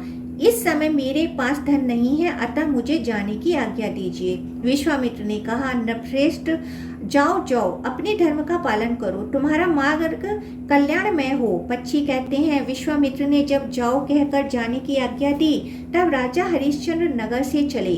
उनके पीछे उनकी प्यारी पत्नी सैव्या भी चली, जो पैदल चलने के योग्य कदापि नहीं थी। रानी और राजकुमार सहित राजा हरिश्चंद्र को नगर से निकलते देख उनके अनुयायी, सेवकगण तथा पूर्ववासी मनुष्य विलाप करने लगे। हाँ नाथ, हम पीड़ितों का आप क्यों परित्याग कर रहे हैं? राजन, आप धर्म में तत्पर रहने वाले तथा पूर्ववासियों पर कृपा रखने वाले हैं। राजसे, यदि आप धर्म समझें तो हमें भी अपने साथ ले चलें। महाराज, 2 घड़ी तो ठहर जाइए, हमारे नेत्र रूपी भ्रमर आपके मुखारविंद की रूप सुधा का पान कर लें, फिर हमें कब आपके दर्शन का सौभाग्य प्राप्त होगा। हाय, जिन महाराज के आगे आगे चलने पर पीछे से कितने ही राजा चला करते थे, आज उन्हीं के पीछे उनकी यह रानी अपने बालक पुत्र को गोद लेकर चल रही हैं। यात्रा के समय जिनके सेवक भी हाथियों पर बैठकर आगे जाते थे, वही महाराज हरिश्चंद्र आज पैदल चल रहे हैं। हाँ राजन, मनोहर भावों, चिकनी त्वचा तथा ऊंची नासिका से सुशोभित आपका सुकुमार मुख मार्ग में धूलि से दूषित एवं क्लेश युक्त होकर न जाने कैसी दशा को प्राप्त होगा। नभ श्रेष्ठ, ठहर जाइए, यहीं अपने धर्म का पालन कीजिए। क्रूरता का परित्याग ही सबसे बड़ा धर्म है, विशेषतः क्षत्रियों के लिए तो यह सबसे उत्तम है। नाथ, अब हमें स्त्री पुत्र धन धान्य आदि से क्या लेना है? यह सब छोड़कर हम लोग आपके साथ छाया की भांति रहेंगे। हाँ नाथ, हाँ महाराज, हाँ स्वामीन, आप हमें क्यों त्याग रहे हैं? जहाँ आप रहेंगे वहीं हम भी रहेंगे। जहाँ आप हैं वहीं सुख है, जहाँ आप हैं वहीं नगर है, और जहाँ हमारे महाराज आप हैं वहीं हमारे लिए स्वर्ग है। पूर्ववासियों की ये बातें सुनकर राजा हरिश्चंद्र शोक मग्न हो उन पर दया करने के लिए ही मार्ग में उस समय ठहर गए।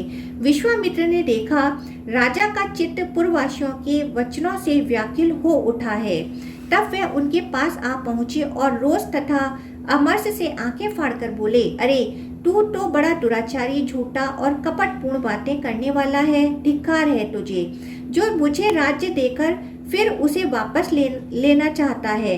विश्वामित्र का यह कठोर वचन सुनकर राजा कांप उठे और जाता हूँ कहकर अपनी पत्नी का हाथ पकड़कर खींचते हुए शीघ्रता पूर्वक चले। राजा अपनी पत्नी को खींच रहे थे। वह सुकुमारी अबला चलने के परिश्रम से थककर व्याकुल हो रही थी, तो भी विश्वामित्र ने सहसा उसकी पीठ पर डंडे से प्रहार किया। महारानी को इस प्रकार मार खाते देख महाराज हरिश्चंद्र दुख से आतुर होकर केवल इतना ही कह सके, भगवान जाता हूँ। उनके मुख से और कोई बात नहीं निकल सकी। उस समय परम दयालु 5 विश्वदेव आपस में इस प्रकार कहने लगे, ओह, यह विश्वामित्र तो बड़ा पापी है, न जाने किन लोकों में जाएगा। इसने यज्ञकर्ताओं में श्रेष्ठ उन महाराज को अपने राज्य से नीचे उतार दिया है। विश्वदेवों की यह बात सुनकर विश्वामित्र को बड़ा रोष हुआ। उन्होंने उन सबको शाप देते हुए कहा, तुम सब लोग मनुष्य हो जाओ। फिर उनके अनुनय विनय से प्रसन्न होकर उन महामुनि ने कहा, मनुष्य होने पर भी तुम्हारे कोई संतान नहीं होगी, तुम विवाह भी नहीं करोगे, तुम्हारे मन में किसी के प्रति ईर्ष्या और द्वेष भी नहीं होगा, तुम पुनः काम क्रोध से मुक्त होकर देवत्व को प्राप्त कर लोगे। तदंतर वह विश्वदेव अपने अंश से कुरुवंशियों के घर में अवतीर्ण हुए। वही द्रौपदी के गर्भ से उत्पन्न 5 पांडव कुमार थे। महामुनि विश्वामित्र के शाप से ही उनका विवाह नहीं हुआ। जैमिनी, इस प्रकार हमने पांडव कुमारों की कथा से संबंध रखने वाली बातें तुम्हें बतला दी। अब और क्या सुनना चाहते हो? जैमिनी बोले, आप लोगों ने क्रमशः मेरे प्रश्नों के उत्तर में ये सारी बातें बताई। अब मुझे हरिश्चंद्र की शेष कथा सुनने के लिए बड़ा कौतूहल हो रहा है। अहो, उन महात्मा ने बहुत बड़ा कष्ट उठाया। श्रेष्ठ पक्षियों, क्या उन्हें इस दुख के अनुरूप ही कोई सुख भी कभी प्राप्त हुआ? पक्षियों ने कहा। विश्वामित्र की बात सुनकर राजा दुखी हो धीरे धीरे आगे बढ़े। उनके पीछे नन्हे से पुत्र को गोद लिए रानी सैव्या चल रही थीं। दिव्य वाराणसीपुरी के पास पहुंचकर राजा ने विचार किया, यह काशी मनुष्य की भोग्य भूमि नहीं है। इस पर केवल शूलपाणी भगवान शंकर का अधिकार है, अतः यह मेरे राज्य से बाहर है। ऐसा निश्चय करके दुख से पीड़ित हो उन्होंने अपनी अनुकूल पत्नी के साथ पैदल ही काशी में प्रवेश किया। पुरी में प्रवेश करते ही उन्हें महर्षि विश्वामित्र सामने खड़े दिखाई दिए। उन्हें उपस्थित देख राजा हरिश्चंद्र हाथ जोड़कर विनीत भाव से खड़े हो गए और बोले, मुने, ये मेरे प्राण, यह पुत्र और यह पत्नी यहाँ प्रस्तुत है। इनमें से जिसकी आपको आवश्यकता हो उसे उत्तम अर्घ्य के रूप में स्वीकार कीजिए, अथवा हम लोग यदि आपकी और कोई सेवा कर सकते हो तो उसके लिए भी आज्ञा दीजिए। विश्वामित्र बोले, राजश्री, आज 1 मास पूर्ण हो गया। यदि आपको अपनी बात का स्मरण हो तो मुझे राजसूय यज्ञ के लिए दक्षिणा दीजिए। हरिश्चंद्र ने कहा, तपोधन, अभी आज ही महीना पूरा हो रहा है, उसमें आधा दिन शेष है। इतने समय तक और प्रतीक्षा कीजिए, अब अधिक देरी नहीं होगी। विश्वामित्र बोले, महाराज, ऐसा ही सही, मैं फिर आऊंगा। यदि आज मुझे दक्षिणा न दोगे तो मैं शाप दे दूंगा। यूं कहकर विश्वामित्र चले गए। उस समय राजा इस चिंता में पड़े कि पहले स्वीकार की हुई दक्षिणा मैं इन्हें किस प्रकार दूं? क्या मैं अपने प्राण त्याग दूं? इस अकिंचन दशा में किधर जाऊं? यह प्रतिज्ञा की हुई दक्षिणा दिए बिना ही मर जाऊं तो ब्राह्मण के धन का अपहरण करने के कारण पापात्मा समझा जाऊंगा और मुझे अधम से अधम कीट योनि में जन्म लेना पड़ेगा, अथवा यह दक्षिणा चुकाने के लिए अपने को बेचकर किसी की दासता स्वीकार कर लूं। बस अपने को बेचना ही ठीक है। राजा हरिश्चंद्र अत्यंत व्याकुल एवं दीन होकर नीच मुख किए हुए जब इस प्रकार चिंता कर रहे थे, उस समय उनकी पत्नी ने नेत्रों से आंसू बहाते हुए गदगद वाणी में कहा, महाराज, चिंता छोड़िए, अपने सत्य की रक्षा कीजिए। जो मनुष्य सत्य से विचलित होता है वह शमशान की भांति त्याग देने योग्य है। नरश्रेष्ठ, पुरुष के लिए अपने सत्य की रक्षा से बढ़कर दूसरा कोई धर्म नहीं बतलाया गया है। जिसका वचन निरर्थक मिथ्या हो जाता है, उसके अग्निहोत्र, स्वाध्याय तथा दान आदि संपूर्ण कर्म निष्फल हो जाते हैं। धर्मशास्त्रों में बुद्धिमान पुरुषों ने सत्य को ही संसार सागर से तारने के लिए सर्वोत्तम साधन बताया है। इसी प्रकार जिनका मन अपने वश में नहीं है, ऐसे पुरुषों को पतन के गर्त में गिराने के लिए असत्य को ही प्रधान कारण बताया गया है। कृति नाम के राजा 7 अश्वमेघ और 1 राजसूय यज्ञ का अनुष्ठान करके भी एक ही बार असत्य बोलने के कारण स्वर्ग से गिर गए थे।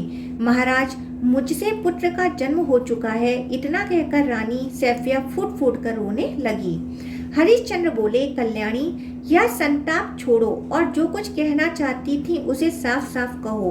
रानी ने कहा, महाराज, मुझसे पुत्र का जन्म हो चुका है। श्रेष्ठ पुरुष स्त्री संघ का फल पुत्र ही बतलाते हैं। वह फल आपको मिल चुका है, अतः मुझी को बेचकर ब्राह्मण को दक्षिणा चुका दीजिए। महारानी का यह वचन सुनकर राजा हरिश्चंद्र मूर्छित हो गए। फिर होश में आने पर वे अत्यंत दुखी होकर विलाप करने लगे। कल्याणी, यह महान दुख की बात है जो तुम मुझसे ऐसा कह रही हो। यूं कहकर नरश्रेष्ठ हरिश्चंद्र पृथ्वी पर गिर पड़े और मूर्छित हो गए। महाराज, हरिश्चंद्र को पृथ्वी पर पड़ा देख रानी अत्यंत दुखित होकर बड़ी करुणा के साथ बोली, हाँ महाराज, यह किसका चीता हुआ अनिष्ट फल आपको प्राप्त हुआ। आप तो रंको नामक मृग के रोए से बने हुए कोमल एवं चिकने वस्त्र पर शयन करने योग्य हैं, किंतु आज भूमि पर पड़े हैं। जिन्होंने करोड़ों से भी अधिक गोधन ब्राह्मणों को दान दिया है, वही ये मेरे प्राणनाथ महाराज इस समय धरती पर सो रहे हैं। हाय, कितने कष्ट की बात है। अरे ओ दुर्दैव, इन महाराज ने तेरा क्या बिगाड़ा था जो इंद्र और भगवान विष्णु के तुल्य होकर भी ये यहाँ मूर्छित दशा में पड़े हैं। इतना कहकर सुंदरी सैव्या पति के दुखों के असह बोझ से पीड़ित हो स्वयं भी गिरकर मूर्छित हो गईं। इस बीच में महातपस्वी विश्वामित्र जी भी आ धमके। उन्होंने राजा हरिश्चंद्र को मूर्छित होकर भूमि पर पड़ा देख उन पर जल के छींटे डाले और इस प्रकार कहा, राजेंद्र, उठो उठो, यदि तुम्हारी दृष्टि धर्म पर हो तो मुझे पूर्वोक्त दक्षिणा दे दो। सत्य से ही सूर्य तप रहा है, सत्य पर ही पृथ्वी टिकी हुई है, सत्य भाषण सबसे बड़ा धर्म है, सत्य पर ही स्वर्ग प्रतिष्ठित है। 1000 अश्वमेघ और एक सत्य को यदि तराजू पर तौला जाए तो 1000 अश्वमेघ से सत्य ही भारी सिद्ध होगा। राजन, यदि आज तुम मुझे दक्षिणा न दोगे तो सूर्यास्त होने पर तुम्हें निश्चय ही शाप दे दूंगा। इतना कहकर विश्वामित्र चले गए। इधर राजा हरिश्चंद्र उनके भय से व्याकुल हो उठे। सोचने लगे, हाय, मैं अधम कहाँ भागकर जाऊं। उनकी दशा क्रूर स्वभाव वाले धनी से पीड़ित निर्धन पुरुष की सी हो रही थी। उस समय उनकी पत्नी ने फिर कहा, नाथ, मेरी बात मानकर वैसा ही कीजिए, अन्यथा आपको शापाग्नि से दग्ध होकर मरना पड़ेगा। जब पत्नी ने बार बार उन्हें प्रेरित किया तब राजा बोले, कल्याणी, मैं बड़ा निर्दयी हूँ, लो अब तुम्हें बेचने चलता हूँ। क्रूर से क्रूर मनुष्य भी जो कार्य नहीं कर सकते वही आज मैं करूँगा। पत्नी से यूं कहकर राजा व्याकुल चित्त से नगर में गए और नेत्रों से आंसू बहाते हुए गद कंठ से बोले। राजा ने कहा, ओ नागरिकों, तुम सब लोग मेरी बात सुनो। क्या तुम मेरा परिचय पूछ रहे हो? लो सुनो, मैं मनुष्य नहीं अत्यंत क्रूर प्राणी हूँ, क्योंकि अपनी प्राण प्यारी पत्नी को यहाँ बेचने के लिए आया हूँ। यदि आप लोगों में से किसी को मेरी इस प्राणों से भी बढ़कर प्रियतमा पत्नी से दासी का काम लेने की आवश्यकता हो तो वह शीघ्र बोलें। इस असह दुख में भी जब तक मैं जीवन धारण किए हुए हूँ तभी तक बात कर लें। तदंतर कोई बूढ़ा ब्राह्मण सामने आकर राजा से बोला, दासी को मेरे हवाले करो, मैं इसे धन देकर खरीदता हूँ। मेरे पास धन बहुत है और मेरी प्यारी पत्नी अत्यंत सुकुमारी है, वह घर के कामकाज नहीं कर सकती, इसलिए यह दासी मुझे दे दो। तुम अपनी इस पत्नी की कार्य दक्षता, अवस्था, रूप और स्वभाव के अनुरूप यह धन लो और इसे मेरे हवाले करो। ब्राह्मण के ऐसा कहने पर राजा हरिश्चंद्र का हृदय दुख से विदीर्ण हो गया। वह उसे कोई उत्तर न दे सके।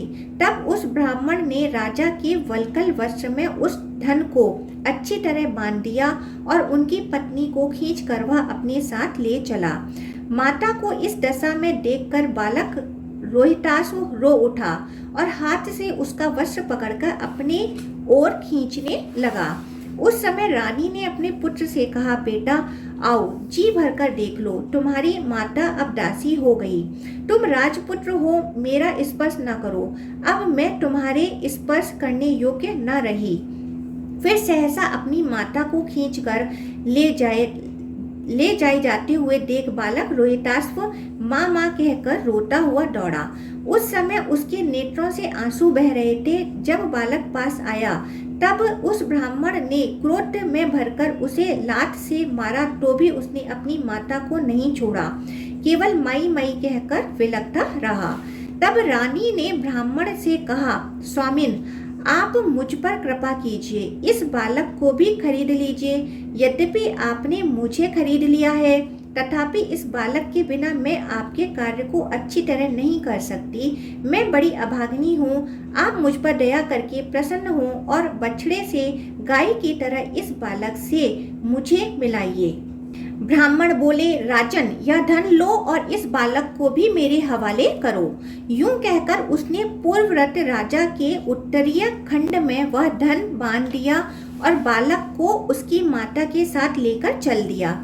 इस प्रकार पत्नी और पुत्र को ले जाए जाते देख राजा हरिश्चंद्र अत्यंत दुख से कातर हो गए और विलाप करने लगे। हाय, पहले जिसे वायु, सूर्य, चंद्रमा तथा बाहरी लोग कभी नहीं देख पाते थे, वह मेरी पत्नी आज दासी बन गई।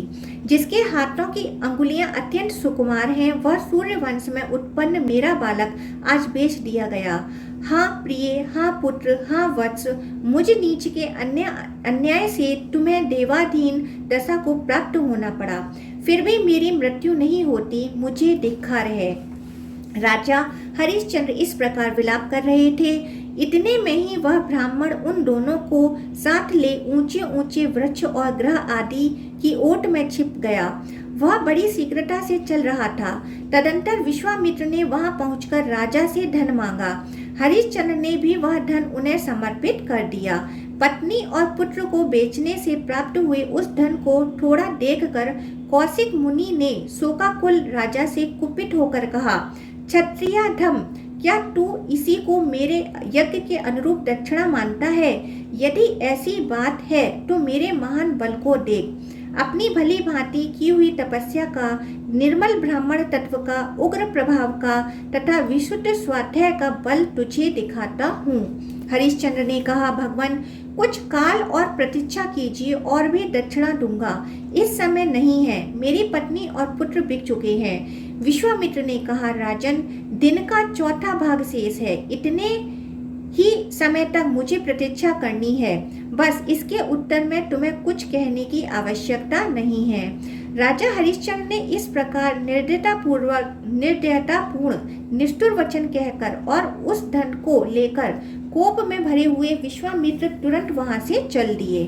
उनके चले जाने पर राजा भय और शोक के समुद्र में डूब गए। उन्होंने सब प्रकार विचार करके अपना कर्तव्य निश्चिंत किया और नीचा मुंह करके आवाज लगाई, जो मनुष्य मुझे धन से खरीद कर दास का काम लेना चाहता हो, वह सूर्य के रहते रहते शीघ्र ही बोले।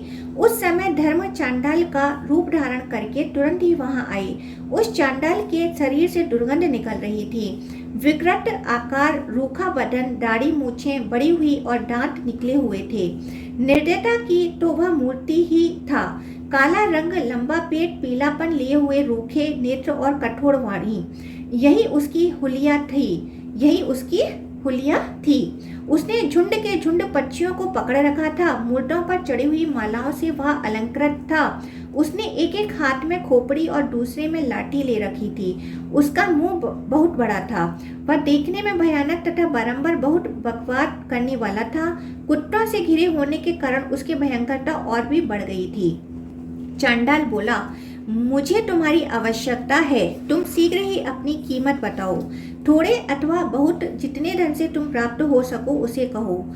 चांडाल की दृष्टि से क्रूरता टपक रही थी। वह बड़ी निष्ठुरता के साथ बातें करता था। देखने से अत्यंत दुराचारी प्रतीत होता था। इस रूप में उसे देखकर राजा ने पूछा, तू कौन है? चांडाल ने कहा, मैं चांडाल हूँ। इस श्रेष्ठ नगरी में मुझे सब लोग प्रवीर के नाम से पुकारते हैं। मैं वध्य, मनुष्यों का वध करने वाला और मुर्दों का वस्त्र लेने वाला प्रसिद्ध हूँ। हरिश्चंद्र बोले, मैं चांडाल का दास होना नहीं चाहता, वह बहुत ही निंदित कर्म है। सापाग्नि से जल मरना अच्छा, किंतु चांडाल के अधीन होना कदापि अच्छा नहीं है। वह इस प्रकार कह ही रहे थे कि महान तपस्वी विश्वामित्र मुनि आ पहुंचे और क्रोध एवं अमर्ष से आंखें फाड़कर राजा से बोले, यह चांडाल तुम्हें बहुत सा धन देने के लिए उपस्थित है। उसे ग्रहण करके मुझे यज्ञ की पूरी दक्षिणा क्यों नहीं देते? यदि तुम चांडाल के हाथ अपने को बेचकर उससे मिला हुआ धन मुझे नहीं दोगे तो मैं निस्संदेह तुम्हें श्राप दे दूंगा।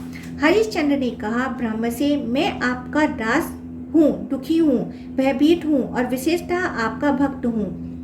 आप मुझ पर कृपा करें। चांडाल का इस संपर्क बड़ा ही निंदनीय है। मुनि श्रेष्ठ, शेष धन के बदले मैं आपका ही सब कार्य करने वाला, आपके अधीन रहने वाला तथा आपकी इच्छा के अनुसार चलने वाला दास बनकर रहूंगा। विश्वामित्र बोले, यदि तुम मेरे दास हो तो मैंने 1 अरब स्वर्ण मुद्रा लेकर तुम्हें चांडाल को दे दिया। अब तुम उसके दास हो गए। मुनि के ऐसा कहने पर चांडाल मन ही मन बहुत प्रसन्न हुआ। उसने विश्वामित्र को धन देकर राजा को बांध लिया और उन्हें डंडों की मार से अचेत सा करता हुआ वह अपने घर की ओर ले चला। उस समय राजा की इंद्रियां अत्यंत व्याकुल हो गई थीं। तदंतर राजा हरिश्चंद्र चांडाल के घर में रहने लगे। वह प्रतिदिन सवेरे, दोपहर और शाम को निम्नांकित बातें गुनगुनाया करते थे। हाय, मेरी दीन मुखी पत्नी पत्नी अपने आगे दीनमुख बालक रोहिताश्व को देखकर अत्यंत दुख में मग्न हो जाती होगी और उस समय इस आशा से कि राजा धन कमाकर हम दोनों को छुड़ाएंगे बारंबार मेरा स्मरण करती होगी। उसे इस बात का पता न होगा कि मैं ब्राह्मण को और भी अधिक धन देकर अत्यंत पापमय संसर्ग में जीवन व्यतीत कर रहा हूँ। राज्य का नाश, सुहृदों का त्याग, पत्नी और पुत्र का विक्रय तथा अंत में चांडाल तत्व की प्राप्ति, अहो यह एक के बाद एक दुख की कैसी परंपरा चली आती है। इस प्रकार वह चांडाल के घर में रहते हुए प्रतिदिन अपने प्रिय पुत्र तथा अनुकूल पत्नी का स्मरण किया करते थे। अपना सर्वस्व छिन जाने के कारण राजा बहुत व्याकुल रहते थे।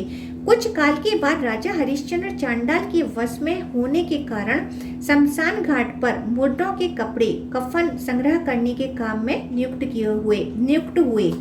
चांडाल ने उन्हें आज्ञा दी थी कि तुम मुर्दों के आने की प्रतीक्षा में रात दिन यहीं रहो।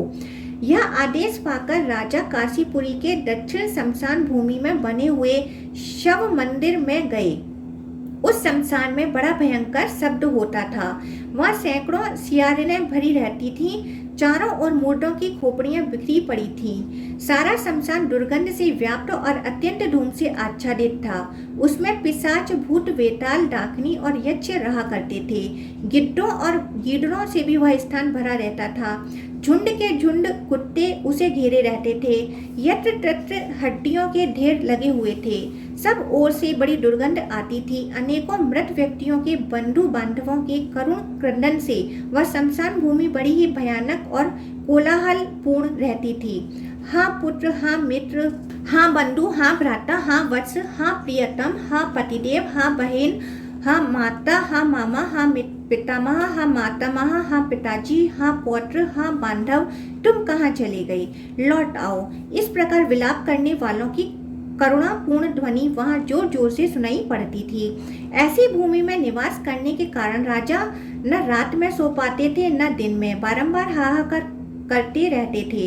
इस प्रकार उनके 12 महीने 100 वर्षों के समान बीते। अंत में राजा ने दुखी होकर देवताओं की शरण ली और कहा, महान धर्म को नमस्कार है।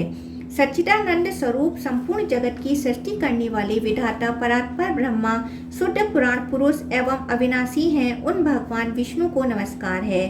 देव गुरु बृहस्पति, तुम्हें नमस्कार है। इंद्र को भी नमस्कार है। यूं कहकर राजा पुनः चांडाल के कार्य में लग गए। तदंतर महाराज हरिश्चंद्र की पत्नी सैव्या सांप के काटने से मरे हुए अपने बालक को गोद में उठाई विलाप करती हुई शमशान भूमि में आई। यह बार बार यही कहती थी, हाँ वत्स, हाँ पुत्र, हाँ शिशो। उसका शरीर अत्यंत दुर्बल हो गया था। कांति मलिन पड़ गई थी। मन बेचैन था। सिर के बालों में धूल जम गई थी। सैव्या के विलाप का शब्द सुनकर राजा हरिश्चंद्र तुरंत उसके पास गए। उन्हें आशा थी वहां भी मुर्दे के शरीर का कफन मिलेगा। पर जोर जोर से रोती हुई अपनी पत्नी को पहचान न सके। अधिक काल तक प्रवास में रहने के कारण वह बहुत संतप्त थी। ऐसी जान पड़ती थी मानो उसका दूसरा जन्म हुआ हो। सैव्या ने भी पहले उनके मस्तक को मनोहर केशों से सुशोभित देखा था। अब उनके सिर पर जटा थी। वह सूखे हुए वृक्ष के समान जान पड़ते थे। इस अवस्था में वह भी अपने पति को न पहचान सकी। राजा ने काले कपड़े में लिपटे हुए बालक को, जिसे सांप ने काट खाया था तथा जिसके अंगों में राजोचित चिन्ह दिखाई देते थे, जब देखा तो उन्हें बड़ी चिंता हुई। वह सोचने लगे, अहो बड़े कष्ट की बात है। यह बालक किसी राजा के कुल में उत्पन्न हुआ था, किंतु दुरात्मा काल ने इसे किसी और ही दशा को पहुंचा दिया। अपनी माता की गोद में पड़े हुए इस बालक को देखकर मुझे कमल के समान नेत्रों वाला अपना पुत्र रोहिताश्व याद आ रहा है। यदि उसे भयंकर काल ने अपना ग्रास न बनाया होगा तो वह मेरा लाडला भी इसी उम्र का हुआ होगा। इतने में ही रानी ने विलाप करते हुए कहा, हाँ वत्स, किस पाप के कारण यह अत्यंत भयंकर दुख आ पड़ा है, जिसका कभी अंत ही नहीं आता। हाँ प्राणनाथ, आप कहाँ हैं? ओ विधाता, तूने राज्य का नाश किया, सुहृदों से विछोह कराया और स्त्री तथा पुत्र को भी बिकवा दिया। अरे तूने राजश्री हरिश्चंद्र की कौन सी दुर्दशा नहीं की। रानी का यह वचन सुनकर अपने पद से भ्रष्ट हुए राजा हरिश्चंद्र ने अपनी प्राण प्यारी पत्नी तथा मृत्यु के मुख में पड़े हुए पुत्र को पहचान लिया। ओह, कितने कष्ट की बात है, यह सेव्या इस अवस्था में और वही मेरा पुत्र है। यूं कहते हुए वह दुख से संतप्त होकर रोते रोते मूर्छित हो गए। इस अवस्था में पहुंचे हुए राजा को पहचान कर रानी को भी बड़ा दुख हुआ। वह भी मूर्छित होकर धरती पर गिर पड़ी। उसका शरीर निश्चेष्ट हो गया। फिर थोड़ी देर बाद होश में आने पर महाराज और महारानी दोनों साथ ही साथ शोक के भार से पीड़ित एवं संतप्त हो विलाप करने लगे। राजा ने कहा, हाँ वत्स, सुंदर नेत्र, भौं, नासिका और बालों से युक्त तुम्हारा यह सुकुमार एवं दीन मुख देखकर मेरा हृदय क्यों नहीं विदीर्ण हो जाता।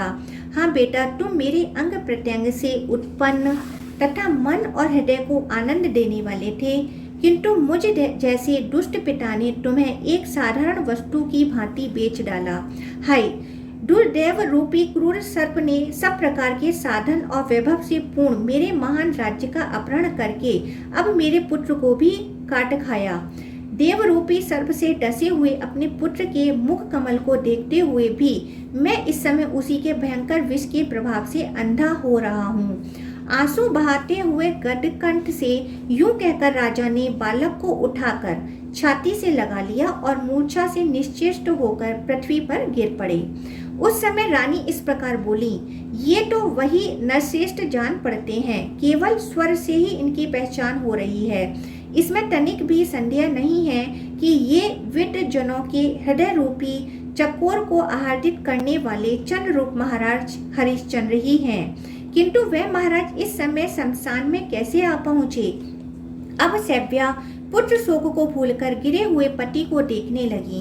पति और पुत्र दोनों की चिंता से पीड़ित, विस्मित एवं दीन हुई रानी जब पति की दशा का निरीक्षण कर रही थी, उस समय उनकी दृष्टि अपने स्वामी के उस दंड पर पड़ी जो बहुत ही घृणित एवं चांडाल के धारण करने योग्य था। यह देखते ही वह बेहोश होकर गिर पड़ी।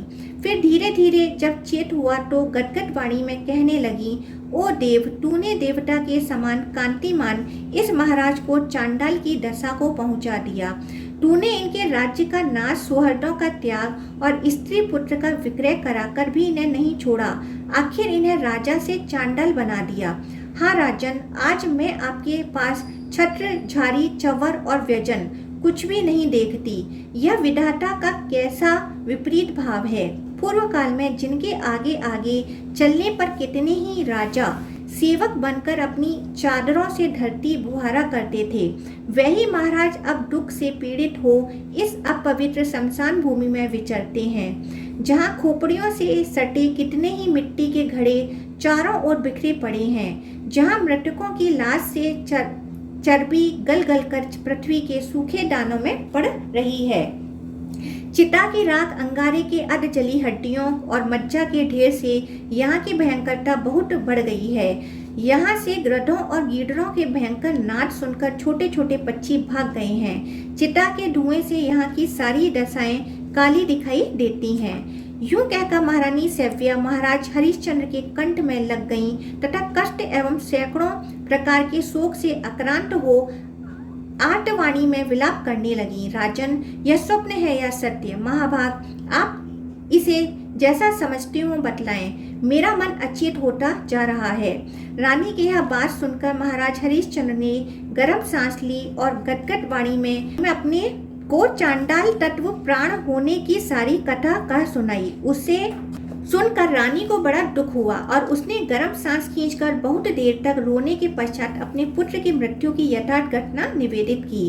पुत्र के मरने की बात सुनकर राजा पुनः पृथ्वी पर गिर पड़े और विलाप करते हुए बोले, प्रिय, अब मैं अधिक दिनों तक जीवित रहकर क्लेश भोगना नहीं चाहता, परंतु मेरा अभाग्य तो देखो, मेरा आत्मा भी मेरे अधीन नहीं है। तुम मेरे अपराधों को क्षमा करना। मैं आज्ञा देता हूँ, तुम ब्राह्मण के घर चली जाओ। सुबह मैं राजपत्नी हूँ, इस अभिमान में आकर कभी उस ब्राह्मण का अपमान न करना। सब प्रकार के यत्न करके उसे संतुष्ट रखना, क्योंकि स्वामी देवता के समान होता है। रानी बोली, राजश्री, मुझसे भी अब यह दुख का भार नहीं सहा जाता, अतः आपके साथ ही मैं भी चिता की जलती हुई आग में प्रवेश करूंगी। यह सुनकर राजा ने कहा, पतिव्रते, जैसी तुम्हारी इच्छा हो वैसा ही करो। तदंतर राजा ने चिता बनाकर उसके ऊपर अपने पुत्र को रखा, अपनी पत्नी के साथ हाथ जोड़कर सबके ईश्वर परमात्मा नारायण श्री हरि का स्मरण किया, जो हृदय रूपी गुफा में विराजमान है तथा जिनका वासुदेव, सुरेश्वर आदि अंत रहित ब्रह्मा, कृष्ण, पीताम्बर एवं शुभ आदि नामों से चिंतन किया जाता है।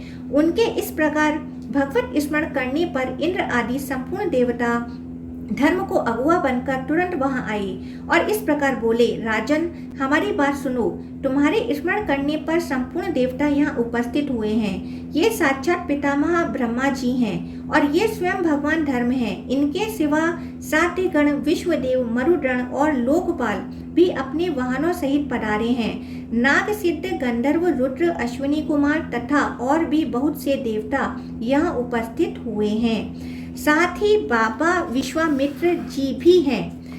तत्पश्चात धर्म ने कहा, राजन, प्राण त्यागने का साहस न करो। मैं साक्षात धर्म तुम्हारे पास आया हूँ। तुमने अपने क्षमा, इंद्रिय संयम तथा सत्य आदि गुणों से मुझे संतुष्ट किया है।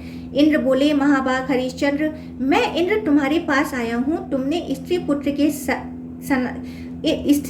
के साथ सनातन लोकों पर अधिकार प्राप्त किया है। राजन, पत्नी और पुत्र को साथ लेकर स्वर्ग लोक को चलो, जिसे तुमने अपने शुभ कर्मों से प्राप्त किया है तथा जो दूसरे मनुष्यों के लिए अत्यंत दुर्लभ है। इसके बाद इंद्र ने चिता के ऊपर आकाश से अमृत की वृष्टि की, जो अकाल मृत्यु का निवारण करने वाली है। फिर फूलों की भी वर्षा होने लगी। देवताओं के दुर्दंभी जोर जोर से बज उठी। इस प्रकार वहां एकत्रित हुए देवताओं के समाज में महात्मा राजा का पुत्र रोहिताश्व चिता से जीवित हो उठा। उसका शरीर सुकुमार और स्वस्थ था। उसकी इंद्रियों और मन में प्रसन्नता थी। फिर तो महाराज हरिश्चंद्र ने अपने पुत्र को तुरंत छाती से लगा लिया। वह स्त्री सहित पूर्वव्रत, तेज और कांति से संपन्न हो गए। उनकी देह पर दिव्य हार और वस्त्र शोभा पाने लगे। राजा स्वस्थ एवं पूर्ण मनोरथ हो परम आनंद में निमग्न हो गए। उस समय इंद्र ने पुनः उनसे कहा, महाभाग, स्त्री और पुत्र सहित तुम्हें उत्तम गति प्राप्त होगी, अतः अपने कर्मों के फल भोगने के लिए दिव्य लोक को चलो। हरिश्चंद्र ने कहा, देवराज, मैं अपने स्वामी चांडाल की आज्ञा लिए बिना तथा उनके रण से उद्धार पाए बिना देवलोक को नहीं चल सकूंगा। धर्म बोले, राजन, तुम्हारे इस भावी संकट को जानकर मैंने ही माया से अपने को चांडाल के रूप में प्रकट किया तथा चांडाल तत्व का प्रदर्शन किया था। इंद्र ने कहा, हरिश्चंद्र, पृथ्वी के समस्त मनुष्य जिस परम धाम के लिए प्रार्थना करते हैं, केवल पुण्यमान मनुष्य को प्राप्त होने वाले उस धाम को चलो। हरिश्चंद्र बोले, देवराज, आपको नमस्कार है। मेरा यह वचन सुनिए। आप मुझ पर प्रसन्न हैं, अतएव मैं विनीत भाव से आपके सम्मुख कुछ निवेदन करता हूँ। अयोध्या के सब मनुष्य मेरे विरह शोक में मग्न हैं। आज उन्हें छोड़कर मैं दिव्य लोक को कैसे जाऊंगा? ब्राह्मणों की हत्या, गुरु की हत्या, गौ का वध और स्त्री का वध, इन सबके समान ही भक्तों का त्याग करने में भी महान पाप बताया गया है। जो दोष रहित एवं त्यागने के अयोग्य भक्त पुरुष को त्याग देता है, उसे यह लोक या परलोक में कहीं भी सुख प्राप्ति नहीं दिखाई देती। इसलिए इंद्र, आप स्वर्ग को लौट जाइए। सुरेश्वर, यदि अयोध्यावासी पुरुष मेरे साथ ही स्वर्ग चल सकें, तब तो मैं भी चलूंगा, अन्यथा उन्हीं के साथ नरक में भी जाना मुझे स्वीकार है। इंद्र ने कहा, राजन, उन सब लोगों के पृथक पृथक नाना प्रकार के बहुत से पुण्य और पाप हैं। फिर तुम स्वर्ग को सबका भोग्य बनाकर वहां कैसे चल सकोगे? हरिश्चंद्र बोले, इंद्र, राजा अपने कुटुंबियों के ही प्रभाव से राज्य भोगता है।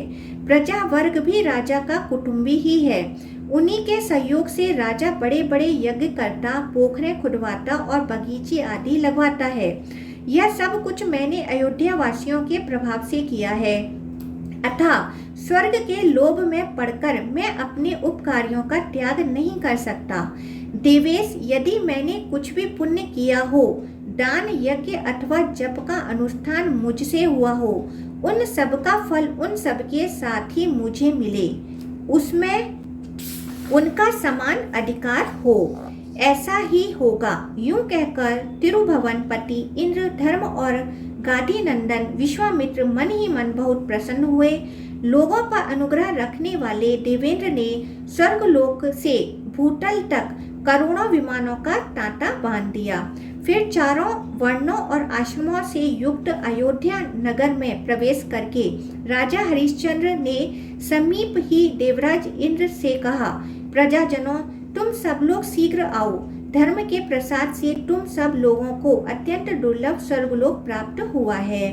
इंद्र की यह बात सुनकर महाराज हरिश्चंद्र की प्रसन्नता के लिए महातपस्वी विश्वामित्र ने राजकुमार रोहिताश्व को परम रमणीय अयोध्यापुरी में ला वहां राज सिंहासन पर अभिषिक्त कर दिया।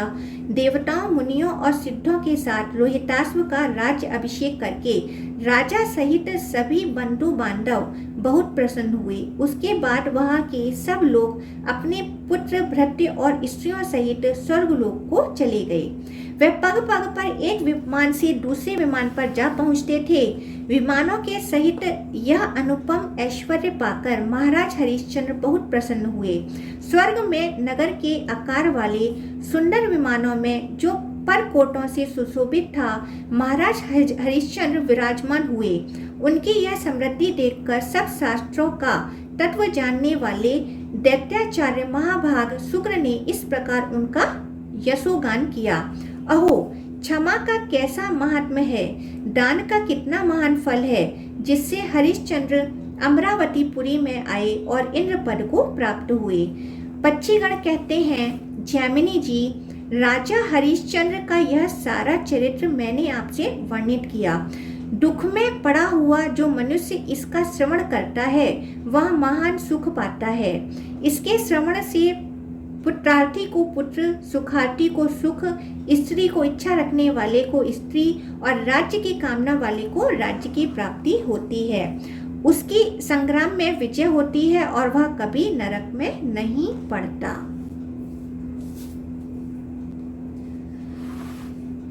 ओम नमो भगवते वासुदेवाय। ओम आदिशक्ति नमो नमः।